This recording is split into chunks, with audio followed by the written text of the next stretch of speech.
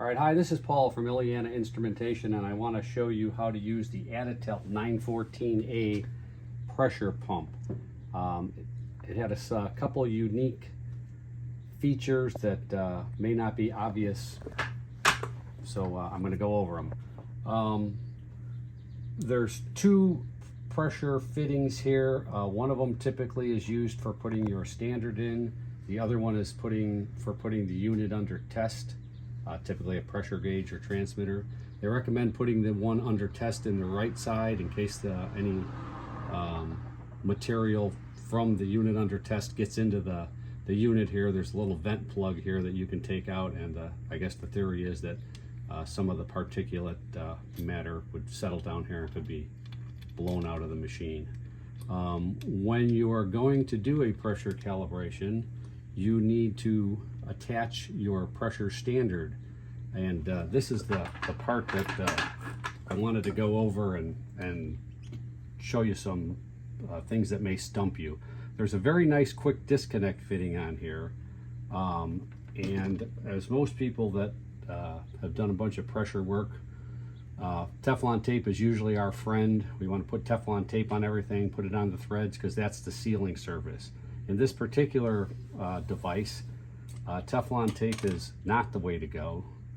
The sealing surface is in fact not these threads. If you take this piece off, you'll notice a machine surface down here with an O-ring on it, and that is in fact the sealing surface. So when you attach your devices to this, putting this in here extremely tightly with Teflon tape is not required. In fact, it is not helpful. If you put on too much Teflon tape, it will keep this thing from threading in here all the way. And this is the mating surface. This nice flat surface right here actually mates down on here, and that is where your seal is created. So if you've put too much Teflon tape on the threads, this will actually not seat well, and you will not get a good seal. So the proper way to put this together is just to, typically this is still on here. So the best way to put this together is just take your thing on here and tighten that on with your fingers, and it doesn't have to be super tight. You know, there's no wrench required typically, so just get that on there, and making a liar out of me.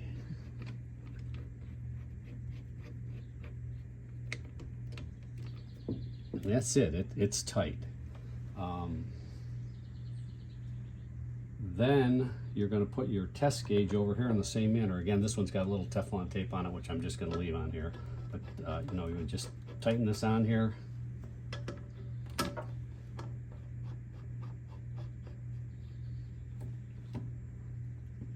And that's about it. So if we look over here at our thing, it's reading 0. This is a little vent plug that I've got out, which typically if your device needs to be zeroed, you want to open the vent plug and zero it. In this case it is 0. Then we're going to tighten our vent plug. This is a little knob here that determines whether you're using pressure or vacuum. It's in the pressure position right now.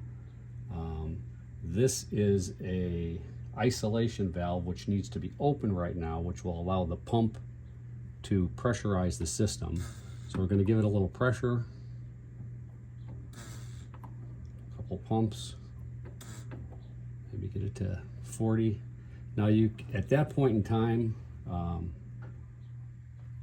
you can see that my pressure is holding, which means I don't have any leaks. You can make a fine adjustment with this knob. Like let's say I was going for 40 psi, we could back this out and get it to exactly 40. And do our calibration. There's our standard and there's our gauge. This knob over here is an isolation knob. If the pump starts to deteriorate and the seals in the pump start to leak, you can in fact turn that isolation valve closed, which essentially disconnects the pressure pump portion, and you can still use your fine adjustment.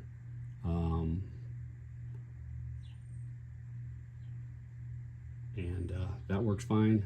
You do not want to pump with the isolation valve closed. If you wanted to pump and go to another cal point, you would want to open that and go to your next cal point. I typically don't think you need the isolation valve on a brand new system. If the system starts to leak, the isolation valve may come into handy. One other thing I want to point out, if you look at most devices that you're going to put in here, a pressure gauge, the bottom of the fitting will have a nice flat edge on it, which when we go to put into our system is going to seal well. I did have a problem, and this is kind of my impetus for making the video right here. I did have a problem. I was going to calibrate a transmitter, and the transmitter had a 1/2 inch fitting on it, which obviously didn't fit in here. So I made this little adapter, put it in here, and I went to put this in here, and I kept getting leaks. And here was the problem. This surface of the pipe here was not flat, and it was very small. If you look at other fittings, they have a much flatter surface on them, and this seals very well against the O-ring, and this pipe did not seal. So my recommendation is don't try to put things in here that have a pipe ending like this. It's not going to seal well. I came up with these little adapters, nice stainless steel adapter, that if I elect to use something else that doesn't have a good seal, I can put this adapter in here, and then this sealing surface right here is going to go down and meet on that O-ring very well. So that's my piece of advice. Watch what you thread in here, because the sealing surface is not threads.